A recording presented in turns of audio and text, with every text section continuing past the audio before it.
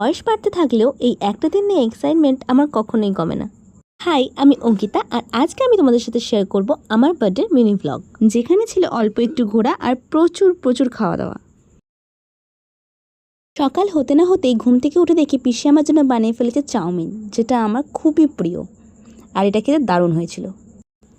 দেন স্নান সেরে আমি চলে গেছিলাম পুজো দিতে। এটা হচ্ছে আমাদের ঠাকুর ঘর, আর ওই যে আমাদের ছোট্ট গোপাল। তারপর দেখি দুপুরে ছিল এলাহি আয়োজন।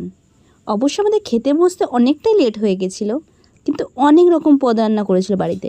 মাংস, মাছের মাথা দিয়ে ডাল, চিংড়ি, সব মিলিয়ে দুপুরে ভুরি ভোজটা ছিল দুর্দান্ত।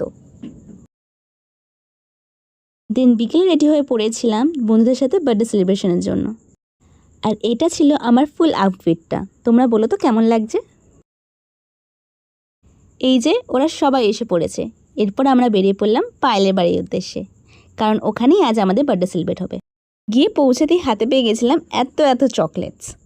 ও, তোমাদেরকে তো বলতেই ভুলে গেছি, আজ পায়েলেরও বার্থডে। ওর আমার বার্থডে সেম ডেটে। And here is the cake, যেটা খুব মিষ্টি দেখতে ছিল। আর কেক দেখে আর না থাকতে পেরে আমিও কয়েকটা ফটোশ্যুট করতে বসে পড়লাম। আর এই যে দেখো, মামুনিরা বসেছে পায়েলের ফটোশ্যুটের জন্য, আর আমিও কয়েকটা ভিডিও বানিয়ে নিলাম। দিন ছিল বার্থডে সেলিব্রেশনের পালা। তারই ফাঁকে দুজনে মিলে একটা ছোট্ট ভিডিও করে নিলাম। আমাদের দুজনেরই বার্থডে সেম ডেটে হওয়ায় একটা বেশ মজার বিষয় আছে, যে কেউ কাউকে উইশ করলে অপরজন সেম টু ইউ বলে। আমার বার্থডে বলে কথা, আর বৃষ্টি হবে না হতে পারে? ঝিরিঝিরি বৃষ্টি আর গরম গরম চা, সন্ধেটা পুরো জমে গেছিল। আর তার সাথে ছিল গরম গরম ম্যাগি। এই ফার্স্ট টাইম আমি বাইরে ম্যাগি ট্রাই করলাম, আর এটা খেতে দুর্দান্ত হয়েছিল। দিন দেখা হয়ে গেল এই পুচকুটার সাথে, দেখো কি মিষ্টি।